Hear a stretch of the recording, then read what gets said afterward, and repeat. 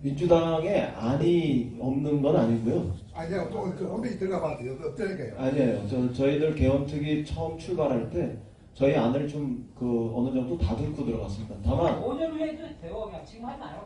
그냥.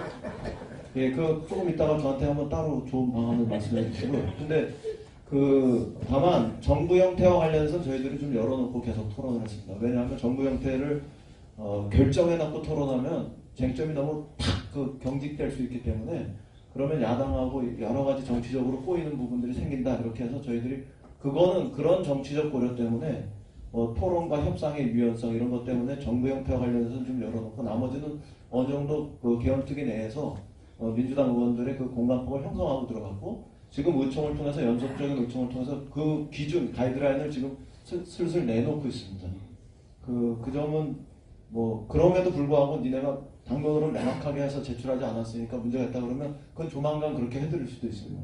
그래서 그거는 특별하게 저는 걱정 안 하셔도 된다고 생각합니다. 다만 이런 거 자체도 우리가 개헌을 하려고 하는 진실이다, 진실성을 보이는 거다. 역지사지해서 이렇게 생각해 주시면 좋겠습니다. 왜냐하면 딱 우리는 이런 안이고 니네는 그런 안이기 때문에 달라 이렇게 하고 선을 그어버리면 개헌은 못하는 겁니다.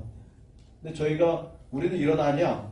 저쪽이 어떤 안인지 분명히 알면서 이런 안이야 이렇게 해가지고 다름을 확정하지 않는 것조차도 실제로는 최선을 다해서 합의하려고 하고 타협이나 조정의 가능성을 찾으려고 하는 꼭 개헌하려고 하는 어떤 그런 마음 때문에 그러는 거지 공방을 주고받으려고 했으면 제가 벌써 여러 사람 눕혔을 거라고 생각합니다. 그런 측면으로 오해 없으셨으면 좋겠고요. 끝으로 한 말씀만 드리는 거는 개헌의 주인은 저희는 결국 국민이라고 생각합니다. 국민의 여론이 무엇을 원하는지 그거에 맞춰서 하는 겁니다. 예를 들어서 지금 대통령제에 찬성하는 국민들이 여론이 67%쯤 넘어갑니다. 4년 중임 완전 삼권 분립형의 대통령제 이거 주장하는 분들이 한 45% 가까이 있고 심지어는 지금 5년 단임에 대통령 1인에게 권력이 굉장히 과도하게 집중됐다고 비판받는 이 안을 지지하는 분도 한 20% 가까이 됩니다. 그리고 정부제가 한 20%에서 25% 많으면 나오고 적을 때 17%까지 나오고 내각제가 7%에서 10% 이렇게 밑으로 나옵니다. 이 상황에 대해서 저희가 무조건 합의해야 된다고 국민들의 절대 다수의 여론을 등한시하고 무조건 합의하는 쪽으로만 가는 거는 그건 좀 지금은 답이 아니다 이렇게 생각하는 겁니다. 왜냐하면 기본권의 핵심은 주권이고요. 기본권의 최고는 주권인데요. 그 주권자 국민들의 의사가 가장 직접적으로 잘 반영될 수 있는 정부 형태가 뭐냐? 국민 주권에 가장 근접한 정부 형태가 뭐냐? 이 부분들을 여론조사에서 지금 나타나고 있는 그것을 외면하고 그냥 정부 형태 단순하게 합의에 들어가는 거 그게 쉽지 않아서 그런 겁니다. 그래서 그 두 가지 고충 때문에 기술적인 고민으로 들리실 수 있을지 모르지만 그것 때문에 저희가 이거 어렵지만 이렇게 혼나면서도 그냥 조금씩 나가는 거지 네. 다른 이유는 없다 이렇게. 네, 3월 13일까지 꼭 힘내십시오. 네, 이상표 장관님. 네. 제가 정말 이 말씀을 드리지 않으면 잠도 안 오고 이따만 식사도 안 될 것 같아서 꼭 드리고 싶은 얘기가 있습니다. 여러분들 한비자에 보면요 이런 말이 나오거든요. 얼굴을 좋아할 때 처음에는 코는 크게 하고 눈은 적게 하라. 그렇지 않고 처음부터 코를 적게 하고 눈도 정교하게 한다고 하면서 크게 키워놓으면은 나중에 코를 깎을 수도 없고 눈을 키울 수도 없다 이런 말이 있습니다. 아주 단계적인 사고방식을 강조하는 건데요. 저는 저대로의 헌법 개정에 대한 의견이 있어요. 그렇지만 정말 아까도 얘기했지만 헌법이라는 것은 정치 세력 간의 타협을 통해서 시대 정신을 담는 것이기 때문에 양보할 때는 양보하고 타협하고 단계적으로 사고할 수 있다는 겁니다. 최악의 경우는 뭡니까? 헌법 개정이 잘 안 되면 원포인트 개헌, 국민이 헌법 개정안을 제출할 수 있는 헌법 개정만 해놓고 다음 길을 볼 수도 있다는 생각을 좀 갖고 있습니다. 근데 중요한 것은 뭡니까? 중요한 것은 지금 아예 국회가 뭡니까? 권력 구조에 관한 논의를 안고 있었어요. 지금까지 별로 깊이 있게 제가 볼 때는요. 예? 저는 그래서 좀 권력구조에 관한 논의를 좀 활발하게 했으면 좋겠다. 지금 국회 특위가 이 교착 상태에 빠져 있다고 보이고 권력구조에 관한 심도 깊은 논의가 안 되고 있는 것처럼 보인다는 생각이 들어서 그런 논의를 좀 활발하게 해주기를 기대하고요. 이 논의가 안 돼가지고 만일 합의가 안 되면 대통령이 개헌을 하려고 해도 개헌이 안 될 것 같다는 생각이 들어서 정말 어떻게 하든 간에 합의를 도출해내야 되는데 방금 이인영 대표께서 말씀하시기를 국민의 여론은 이미 정해졌다. 한 80%나 70% 정도가 4년 중임제 대통령제를 주장한다고 하시지만 나는 여론조사를 했을 때 과연 그 여론조사에 가신 국민들이 정확히 알고 여론조사를 하고 있는지 모르겠다는 겁니다. 공론화위원회를 구성해서 정말 충분히 학습받고 토론해서 의견을 표출한다면 그 의견은 상당히 믿을 수가 있겠지만 지금 뭡니까? 호남형 대통령제 하면 아는 사람이 없어요. 예? 그러니까 그런 여론조사는 의미가 없다. 어떤 의미에서는 그래서 겸허하게 생각하시고 서로가 정말로 터놓고 얘기를 해야 된다고 생각하고요. 제가 정말 부탁하고 싶은 것은 여러분들은 힘이 있는 집단입니다. 제가 볼 때 특히 SNS에서 우리 문팬의 어떤 힘은 막강합니다. 그래서 여러분들이 오늘부터라도 뭡니까? 좀 SNS에 들어가서 개헌 논의 빨리 해라. 특히 권력구조에 대해서 빨리 논의해라 말이야. 시작해라. 예? 안 하느냐? 사보타치 하지 마라. 만일에 사보타치하는 당은 앞으로 지방선거 때 이뤄주지 않겠다. 이런 좀 많은 그 논의를 해주면 좋겠다는 얘기를 꼭 드리고 싶습니다. 네. 네.